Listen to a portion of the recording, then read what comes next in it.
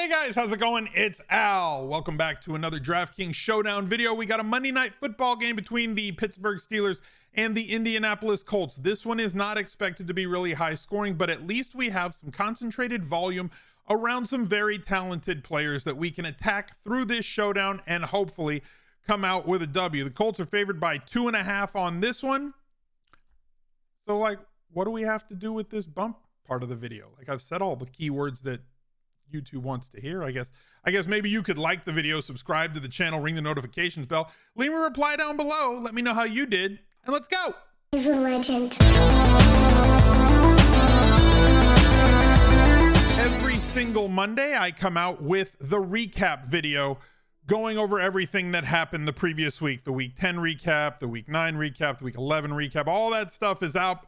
And it's on the fantasy football channel on Al Smizzle Fantasy Football. Go to smizzle.tv/FF and it will take you right there. And make sure that you join our Discord channel as well, smizzle.tv/Discord. If you're a channel member here on YouTube, you get access to all of the VIP rooms to hang out in our partner Discord with over 7,000 members already.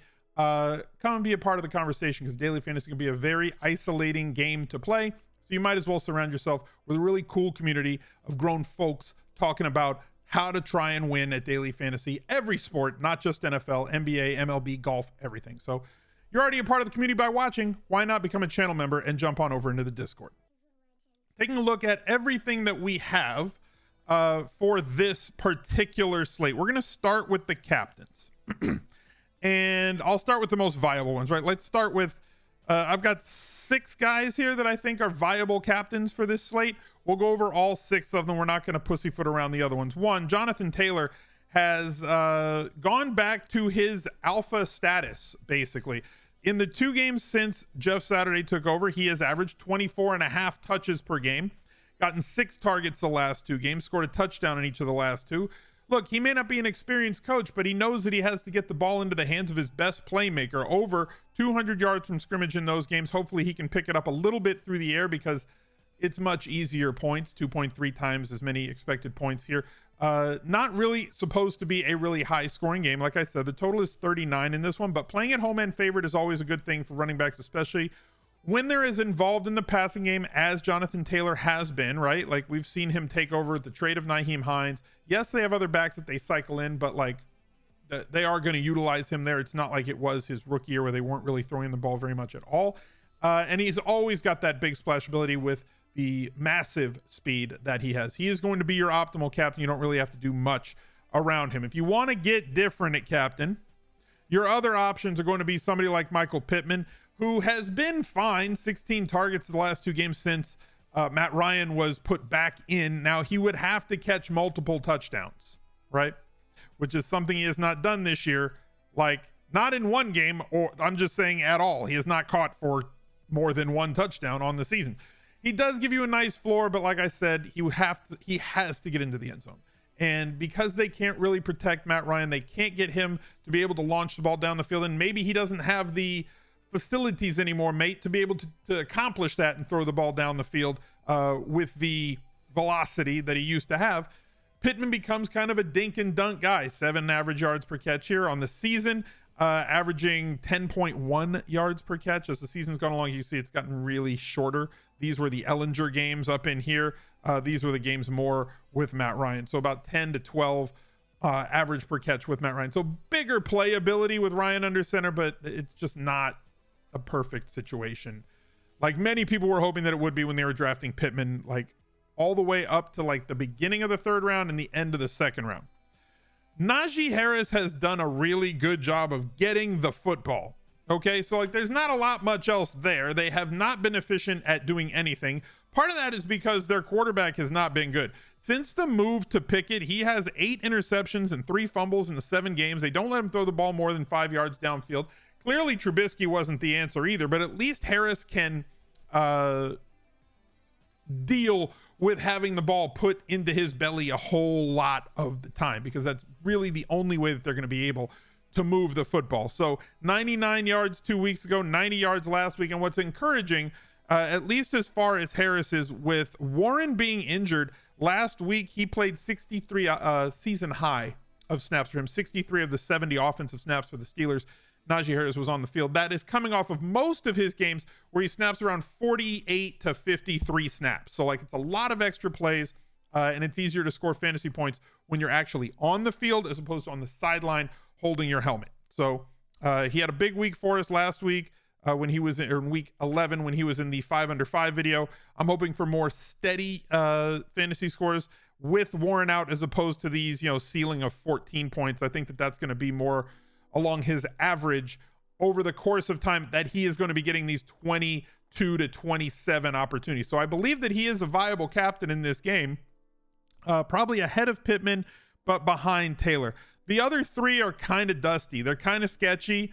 It's a very narrow game. I'm not going to be going with Kenny Pickett captains. I'm not going to be going with Matt Ryan captains. I don't think they can get there. However, if you do have Pittman, if you do have Pittman Jr. in your lineup, I'm probably going to attach Matt Ryan to him, because if he has the type of game that he would have to be the high dollar captain, with Jonathan Taylor priced where he is and Harris priced where he is, if you're playing Pittman at 15-3, that means he does have 125 yards, at least one touchdown, possibly two. That means that Matt Ryan has more than enough points in a game that has a total expected points of 39 between the two teams to be in that lineup at only 9,600 in flex. Not also going to have any Kenny Pickett at captain lineups. It's just not the type of day where, if they have that day where they throw for 360 and 4 touchdowns, that's just a showdown that I'm probably not going to win. It's just not something that they have shown the ability to have this season. One game with 30 fantasy points, and that was against Jacksonville, where he threw it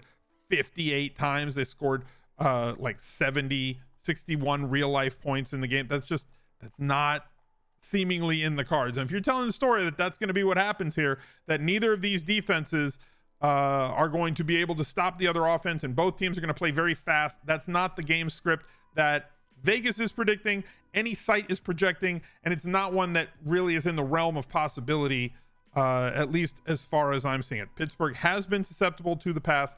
I just don't know that Indy's offensive line is going to have what it takes to take advantage of the inefficiencies that Pittsburgh brings to the table. So as I said, the other captains are a little bit thin. One, Deontay Johnson used to be a target monster. They traded Chase Claypool. They went more the last 2 weeks to being a ground and pound team instead of a 3 wide team, because they know they can't throw the football. He's still an amazing wide receiver, just doesn't have a quarterback that can really take advantage of it. So if you're playing him at captain, I don't know that you need to attach Pickett to him, because he can get there on volume, 110 yards on 8 or 9 catches if he happens to have one of those games randomly. Deontay Johnson. The other one, George Pickens, who again, Deontay Johnson's down because George Pickens up, right? Well, no, he's got 10 targets the last 2 weeks also. Supremely talented rookie. I think he's going to be very good as they move forward and finally get a real quarterback under center, hopefully as soon as next season. Again, another guy who can be a captain for you in the lineup, because he gives you a little bit of savings and allows you to pile in a couple of other guys that would be optimal captains and then get cheaper somewhere else. I do feel that this is a game where you could play a little bit more defense or kicker than usual because of the lack of offensive efficiency. The guy who has ticked forward in terms of his usage has been Pat Freiermuth. So of those 2 games since the Claypool trade, Freiermuth has 19 targets over those 2 games. Him and Najee Harris, the 2 biggest beneficiaries in terms of that. Like I said, the last 3 guys, very sketchy captain. I really believe that the first 3, Jonathan Taylor, Michael Pittman, Najee Harris, are the 3 main guys you want to circulate your captains around and focus on getting different elsewhere. We're going to talk about 3 dart throws in just a second. Let's go fill out a pick'em over on Underdog Fantasy. If you do not have an account already at underdogfantasy.com, use promo code ALSMIZZLE. That's ALSMIZZLE. That's one word. You'll get a first-time deposit bonus of up to $100. You deposit $100. If you're new to the site, you use promo code ALSMIZZLE. You'll get $200 in your account that you can use for kind of free bets on these pick'em games. I'm going to go higher than 3 receptions for him. I don't know okay, I like this. Give me Gunner. Give me Gunner. 9 receiving yards here too. I think, they're foreshadowing. They're foreshadowing. Let's go over 12.5 receiving yards on the other side. That's enough. Let's do 50 there. Submit, confirm. Go check out everything that they have over at Underdog Fantasy. They do a fantastic job with pick'ems as well as best ball drafts in the offseason. No Kid Hungry is who we're trying to raise funds for this season. Be a part of something bigger than yourself. Every single dollar helps. If you've just enjoyed the content, if you've had a really, really good week because you played some of the players in Best Buys, which we will review on the recap video, and you had yourself a big week in tournaments or Rainmakers or anywhere else, or if you just, you know what, it's the holiday season and you want to give to something, go to smizzle.tv/charity. That will lead you to our No Kid Hungry fundraiser through Tiltify. Every donation is 100% tax deductible. Make sure that you go there today. They provide school breakfast and lunches as well as at-home care to food insecure kids all across this country. And every donation, 100% tax deductible. So if you've had a winning year in daily fantasy, or if you've had a big year in your real life and business anywhere else, drop a couple of bucks. Every dollar helps. $1, $5, $10, $100, $500, whatever you have. When we get to $50,000 right down below me here, I will donate another $10,000 of my own money. That's going to trigger the next match when we get to $50,000. And hopefully over the month of December, we can get to that big lofty goal of $100,000 raised together between the community and myself. So make sure that you give today. Let's take a look at the three. I got four for you. Two of them were already foreshadowed. Okay, these are dart throws. These are not good plays. Please do not think that, oh, these are the plays that I have to play. These are just guys that I think are kind of on the field and with every point mattering. Steve Sims has played like 30 plus snaps in both of the games since the Claypool trade. He has gotten a few targets in these games. He's 300. He doesn't have to do much. If he gets you like 3 or 4 fantasy points, that opens up everything else for you to try and capture all of the other touchdowns. Him and Gunner. Where's Gunner? Gunner.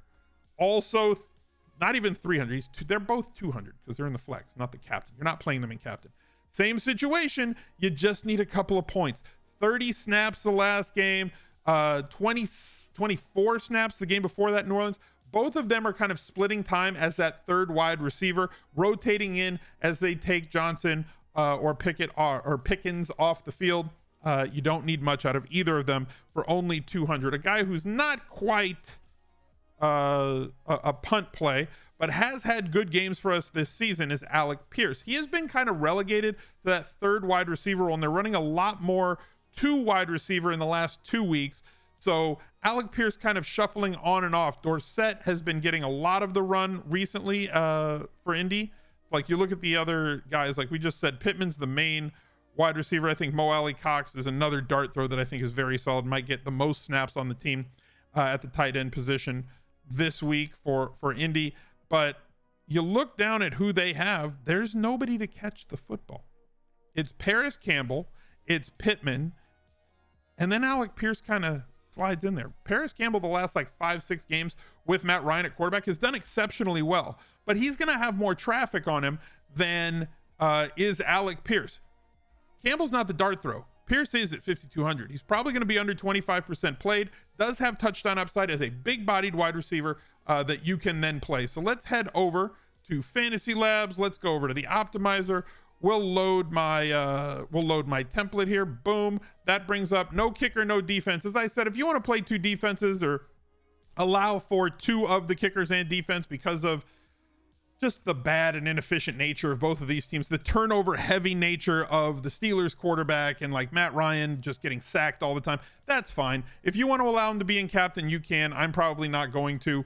But feel free. Here are the rules that I tend to make. If you have your captain quarterback, which I'm already telling you, I don't think that that's a viable route this game, make sure that you at least pair 2 of their wide receiver, kicker, or tight ends with him, and use the captain quarterback with one of the skill position players, not a defense or a kicker from the other team on the way back. If you have a captain wide receiver, play their quarterback with him. Same with a captain tight end. Limit to at most 1 defense and kicker. If you want to expand this to 2, boom, you do that and you just expand it to 2. We'll build that custom rule. Play at least 1 player from the skill positions is really where I like to focus in on that. And for Showdown, I try to keep them less than 25 or less than 20%, depending on what you want. Go over here, 150. You can use whatever you want. Projected points, ceiling. I typically use projected points or ceiling. If you wanted to go with plus minus, that's more of a main slate thing. we'll generate it by the ceiling and realize that it's not just going to take one run. You're really going to have to massage these lineups to get it to look the way that you want it to look with the allocations and the combinations that you're looking for. So thank you guys for watching. Go check out all the great tools that they have over at Fantasy Labs, smizzle.tv/labs with an uppercase L. That link will be down below in the pinned comment, as well as the Discord and the Fantasy Football channel. Go click all the things, and I wish you the best of luck on Monday Night Football. Look out for another one right there. He's a legend.